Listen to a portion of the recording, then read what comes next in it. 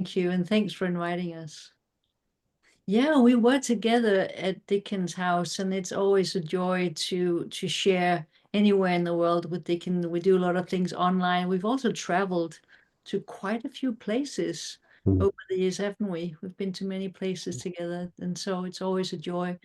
And yes, we are writing our second book together, A Life of Ease, the simple truth that will set you free. And what we want with the book is we really want to reach an audience that is not preaching to the choir, as you were just saying before, Sheila. Most of the people here already know about the principles. But with our new book, we actually want to reach beyond the principles community and try to reach people who are not interested in spirituality, not interested in psychology necessarily. But there's one thing that everyone is looking for. It is a life of ease. We see this over and over in our talks and everything that we do. People are longing for a life of ease. They're longing to feel better. And so when we look at a life of ease, we almost have to see what does it mean not to be at ease? What is it that creates this experience of not being at ease? And that's where the three principles are so powerful in pointing towards what is it that creates all of our experiences. Now, we all grow up with this. Actually, today I was speaking to a gentleman. It was our second session, and he was telling me, like, I don't understand. I'm 39 years old. I've got a beautiful wife and two beautiful kids, and I'm living in this big house, and I have this career that's amazing, and I'm not happy. I'm not motivated. I don't feel purpose in my life. There's nothing that excites me anymore. And he was telling me about his upbringing and, from his parents and society. And I said, well, me too. We grow up being told that happiness is out there. You need to find the good career and find your life purpose and find the right partner and all of these things. And nobody tells us that there's something inside where happiness is already present. Joy is there, inspiration is there. It's already inside. It's not out there. Because he was saying, well, I think I'm having a midlife crisis. And I said, well, good. That's great. Hooray for that. Because what it means is it wakes you up. It's kind of a shock to the system. I've got everything that everyone told me I should get in order to be happy, and I'm just not. And I asked him a question. I said, tell me, when is the last time you remember sort of over time that you were happy? And he said, well, college. I said, well, what was present and what wasn't present? He said, I had time for myself. And you could feel this sigh of longing to just be himself. And so we started talking about what is it that covers up this self that is shining through all of our experiences? What is it that covers that? Which is, of course, all the beliefs that I should get all these things in order to be what I was when I was growing up. I said to him, have you ever seen a baby who was depressed? Have you ever seen an anxious 5-year-old? Right?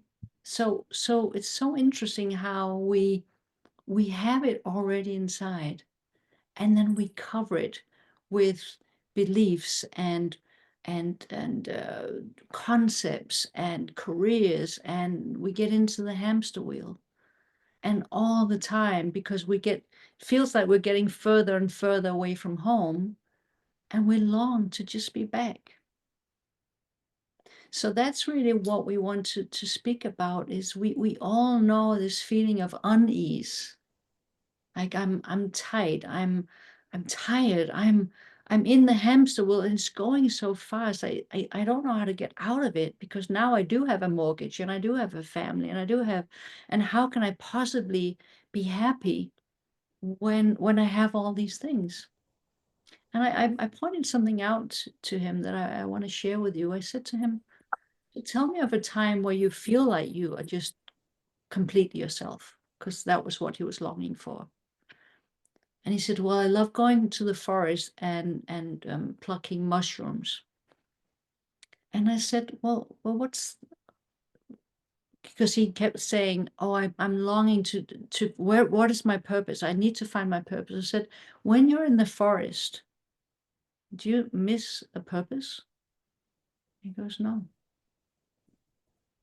And so we talked about how contentment, that when we feel content, that really is the deepest success that we can have. It's not out there, it's already here. We just cover it up with thoughts, with concepts, with our intellect.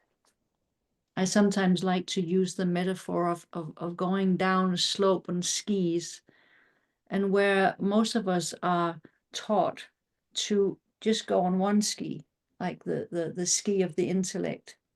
And we get really good at it. Like the track is deep, the leg is strong, but over time it gets tiring. This leg is strong, but it also gets wobbly sometimes.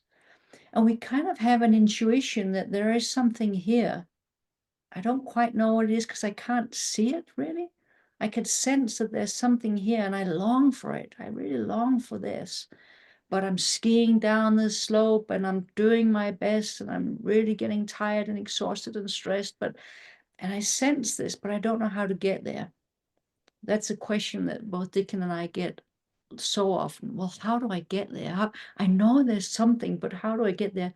Because we can't see it, because it's not as tangible in a way as the intellect that measures everything, but we sense it, we intuit it, we long for it.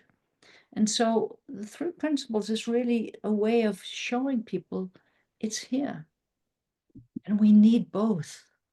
The intellect's not bad. The intellect's not the enemy here. We need both to go down the hill. We need both of them, but we need to find a way of sensing this even more.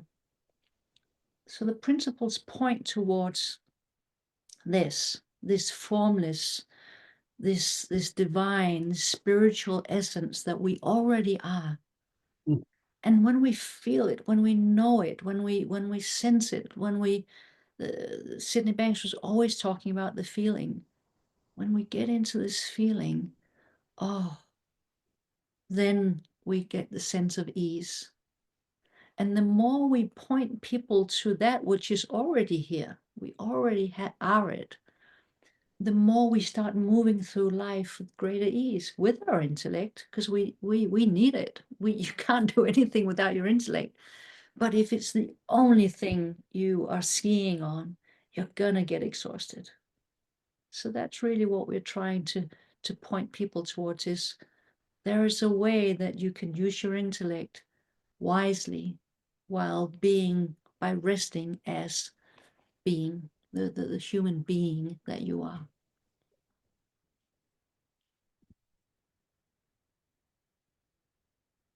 Makes me want to go skiing.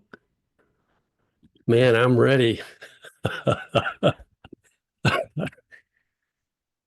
One of my favorite parts of skiing was the lodge. Coming in after a long day of skiing or for lunchtime and having a fire in the fireplace. Oh man. Isn't it something that those are the moments we tend to remember? The times when we just were relaxed in body and mind. And yet everything in my upbringing led me to strive and try and accomplish something, get somewhere. So pretty soon I was very dissatisfied with where I was because I could always think there's better than where I am right now. So I'd say, well, I know I could feel better, but I don't now, but I could in the future. So even though there's no future, I started creating this imaginary future where I would feel better. So then my next question was, how do I get from here to there? What do I have to do to become happier, to enjoy life more? What do I have to do? Tell me what to do and I'll do it. So I started collecting things that people all over the world were saying that we should do in order to become happier. And every book I read had suggestions for what you needed to do. Every teacher that I had said, this is what you have to do in order to become happy. So I think some of you know my story. I was meditating 4 hours a day. I was waking up 5 times a night to write down my dream in full-length Technicolor so I could work on it the next day. I had affirmation notebooks. My wife said to me one day, I was only sleeping 4 hours a day because the rest of the 20 hours I was in some way working on improving myself. And my wife said, I've never met anybody who works harder on themselves than you. And I took that as the biggest compliment, even though more and more of the time I was consumed with thinking about myself. More and more of the time not being fully present.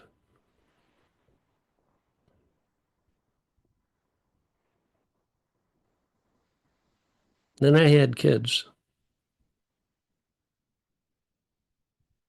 And you get reminded of how you began. I did. The freedom that I saw in my kids when they were little.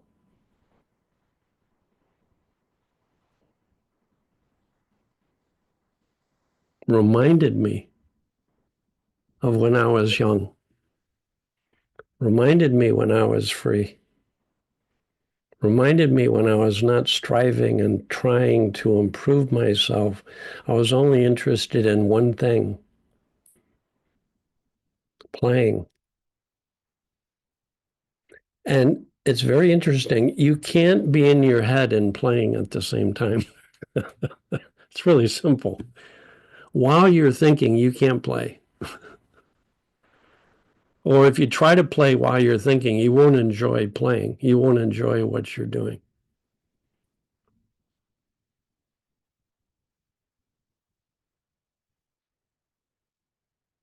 I watch my little 5-year-old granddaughter now. Kids have, right from even before I met Sid Banks, kids were my teachers because I would observe kids. I had kid envy, lighthearted, present, playful, alive, curious, and they weren't working on themselves.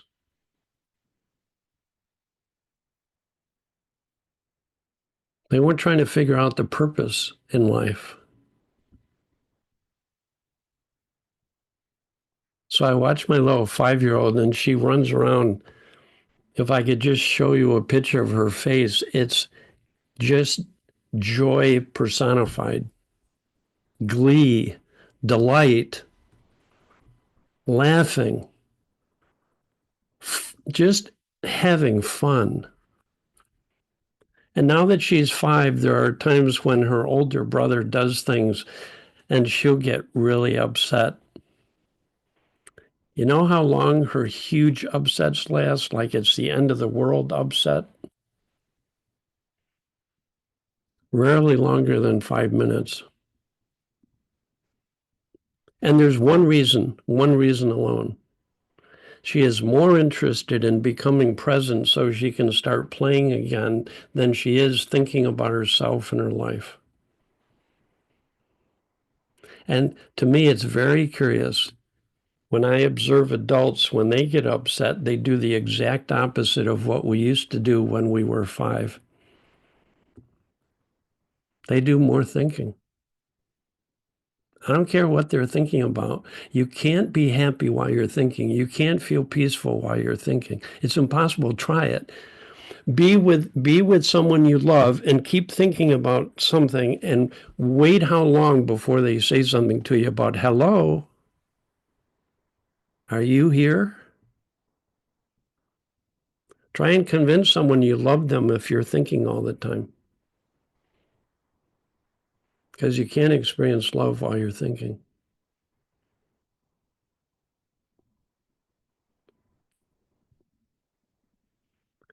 When I was young, I spent all of my free time outdoors playing. And my best friend and I loved going into the woods, and we would climb trees and we would make forts and we would run as fast as we could through the woods, and we would have mock sword battles and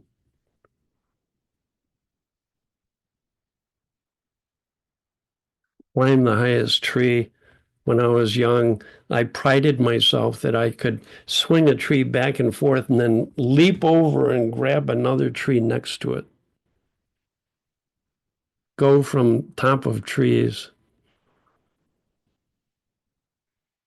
That kind of enjoyment of playing as I got older went into sports, and I did sports all year round. And school more and more became a matter of being serious, trying hard, working hard to memorize things so you could do well on tests. My heart wasn't in learning. I stopped being curious about learning things because I was holding desperately on to, but gradually I became more and more serious. And I thought, well, that's what it takes to be an adult. And then when I got serious enough and anxious enough, I started looking into self-improvement. And every book in the bookstore basically was about self-improvement, what you can do to be better than you are. So it's based on a fundamental assumption. You don't have what you need right now. You have to work hard to develop it. Isn't that interesting? It was all about self-improvement. So I can remember when I first met Sydney Banks,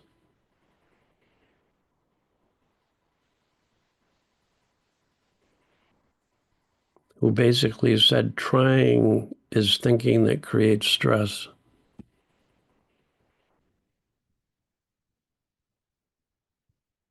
There's nothing you need to improve, Dicken.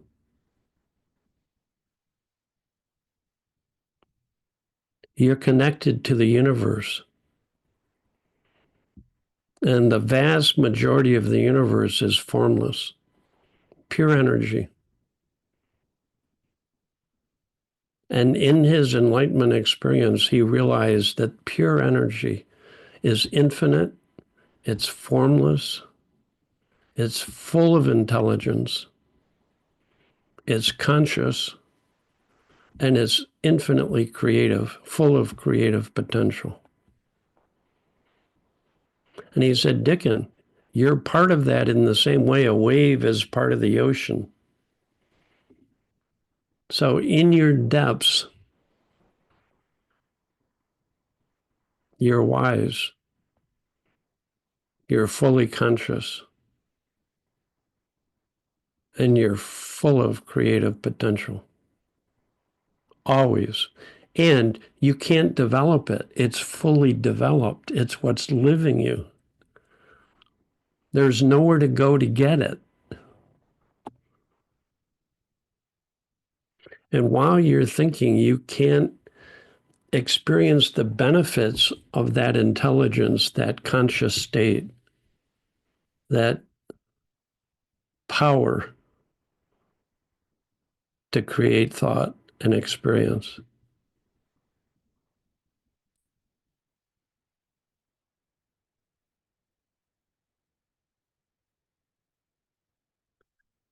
So Sid said a couple of things to me that changed my life. One was, Dicken, you have perfect well-being inside already. You don't have to do anything to achieve it. No work required. It's it's the being part of human. Every human being has perfect well-being inside, whether, and it doesn't matter if they're in a president of a company or in a mental institution. Every single person is connected to this field of energy that we're a part of. No exception. Every one of you, no exception, is wise, has as much access to wisdom as any other person on this planet, whether you know it or not. I didn't understand intellectually what he was saying, but it touched something in my heart. And I just started weeping. I had been a psychologist 10 years, and I was helping my clients work to develop their well-being. So I was passing on my work ethic to my clients.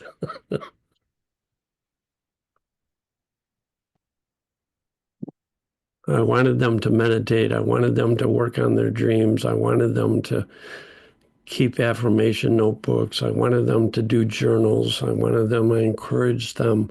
I said, these are things that people all over the world recommend to improve your well-being. And Sid Banks was the first person I met, said there's no improvement involved. You already have it. And if I could walk around with any one of you, I could show you times during the day where you drop out of your thinking and your well-being right away comes to the fore. No exceptions. Working with a person who is clinically depressed, within 10 minutes in the session, we're laughing together. And I said to her, right now you're not depressed. And she goes, yes, I am.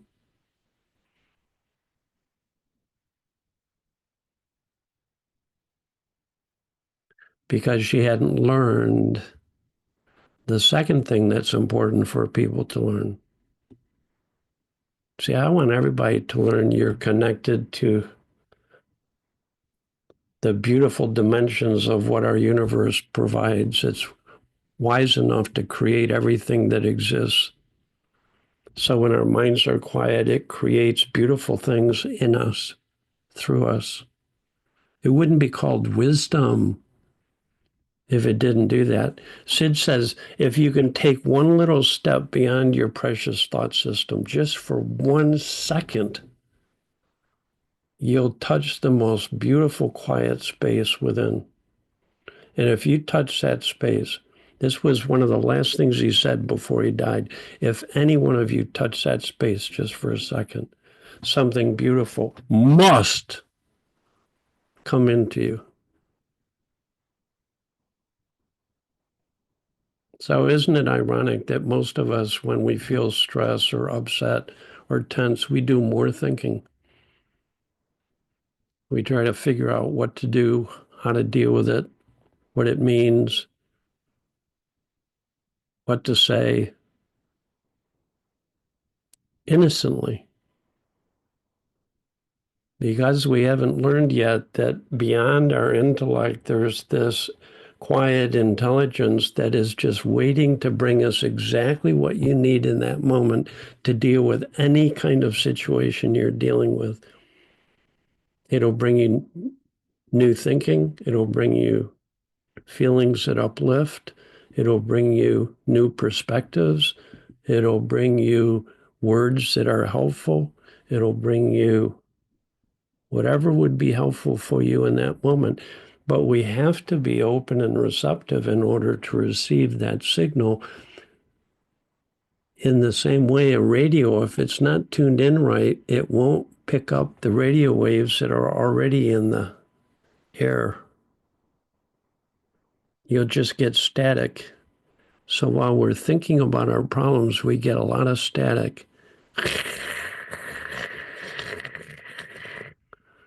Oh, I don't know what to do. Should I do this? Oh, I don't know. Why did they have to do that? What am I going to do? And we get tuned in right. So Sid would say any one of us, when we get tuned in to the principles, live in harmony with the universe. And the universal intelligence will guide you perfectly in that moment. And your feelings will enliven, lighten up. You become more lighthearted. You'll begin to feel more closely connected to what's around you. Why? Because that's our truth. We already are connected to everything. We're all part of this massive spiritual field of life energy. When our head's clear, we move out of thoughts that create separation. We feel connected.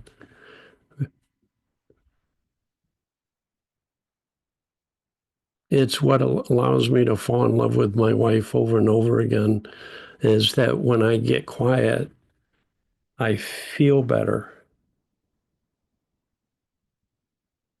It's really simple. When our minds quiet down, we feel better. We're built to feel good. And when we feel better, we feel closer to people. If you're in your head, you can feel all kind of distance and separation from people. You fall out of your thinking, you feel closer to people. Feel connected, you feel alive. Fall out of your thinking into your heart, fall in love.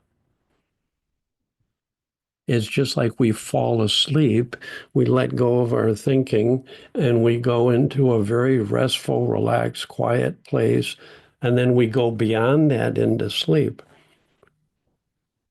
Falling awake is you fall out of your thinking into that quiet, restful place, but you don't keep going into sleep. You're fully awake and alert.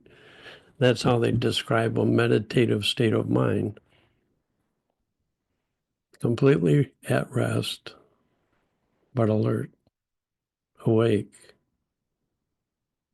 alive, conscious, present.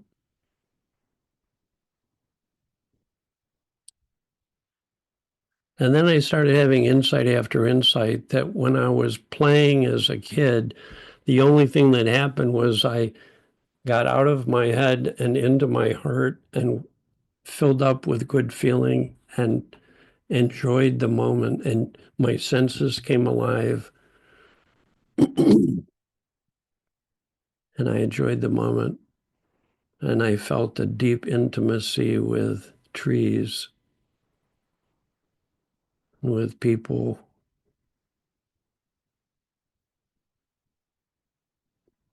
And I no longer was blaming that on the woods. I have to go to the woods in order to feel good. It's like, oh, I go to the woods as the one place I give myself permission to quiet down.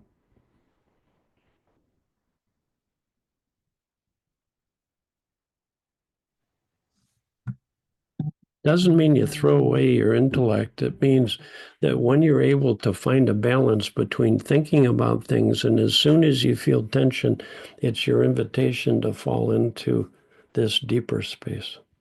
The instant you feel tension. So as soon as life doesn't seem easy, it's a gift. It's spirit letting you know you're holding on to thoughts. And if you let go of everything you're thinking at that moment, you don't become dumb, you become wise. You don't become passive, you become enlivened with life. You fill up with feelings of aliveness, peace, joy, love, connection, compassion.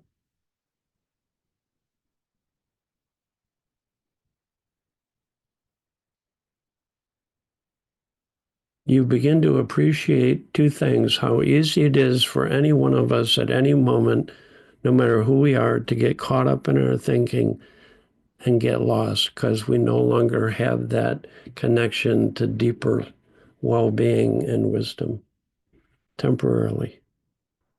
How easily we can get caught up.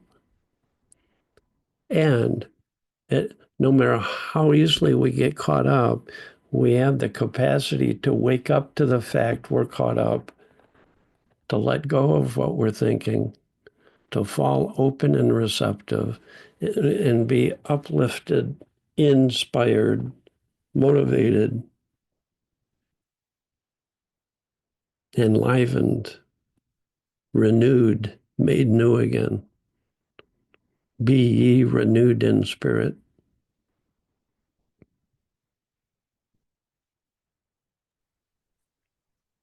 So Natasha and I could tell you stories all day long of people we've worked with who were not at ease. Not at ease is dis-ease. But there's a cure because there's only one dis-ease.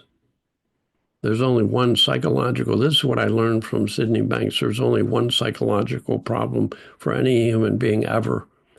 We get caught up in thought, think it's true, and then start acting on that as if it's true.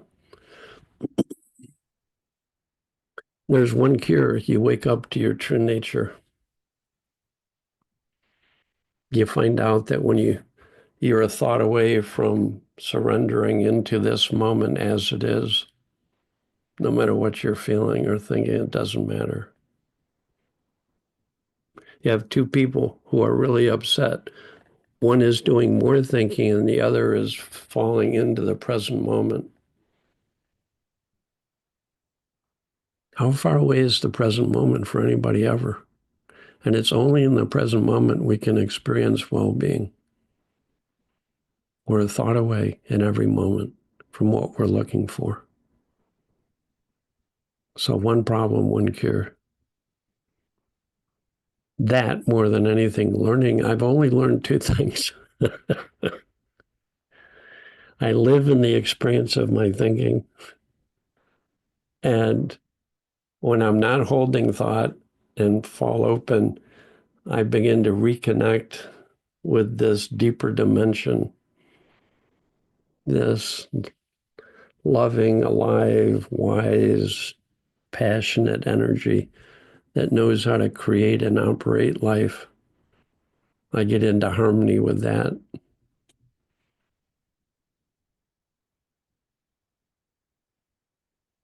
So I've had presidents of companies who have 10 times more responsibility in life than I do, and they're living with greater ease because they've found the value of being present and listening deeply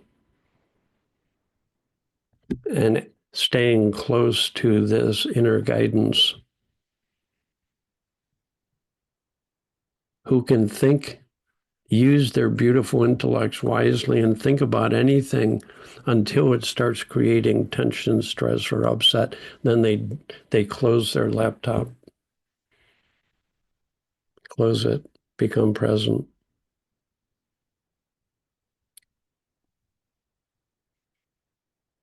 So there's hope for everybody. You can become more awake and aware of the fact that you think, and you can become more aware and awake to the fact that you're connected to a deeper intelligence that knows how to guide you perfectly, that enables all of us to have perfect well-being. And as Natasha said, we just innocently cover it up when we get caught up in our thinking, the number one problem. So as it says, we learn how to get the best of both worlds. We learn how to get the best of our intellect and the best of wisdom so that they work together in harmony.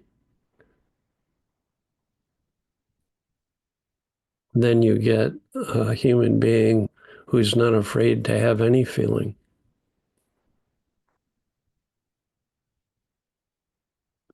So well-being is characterized when thoughts come in that create sadness, tension, stress, upset.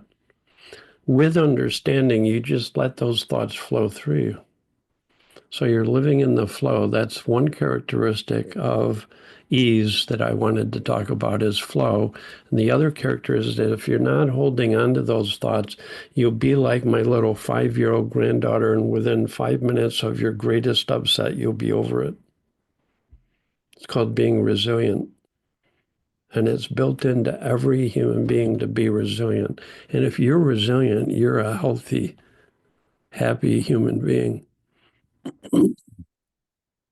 That's one of being resilient is one of the primary characteristics of what well-being looks like. Ease is resilience. You feel stress, you get over it because you don't hold that thinking in mind. You get angry, you get over it quickly because you know it's just thought. If you hold on to any of those thoughts, you suffer. Holding negative thought is suffering. That's plain and simple. If you don't hold it, there's flow, there's resilience. You learn how to go through any experience gracefully, with ease. You learn how to do your downs well. As a friend of mine says, you do downs well.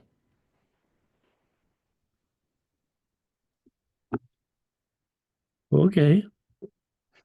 That's what comes to mind this morning. Yeah, I just wanted to say, I think we should go to open up for questions. I just wanted to say one thing, which is that a life of ease doesn't mean that we're happy all the time.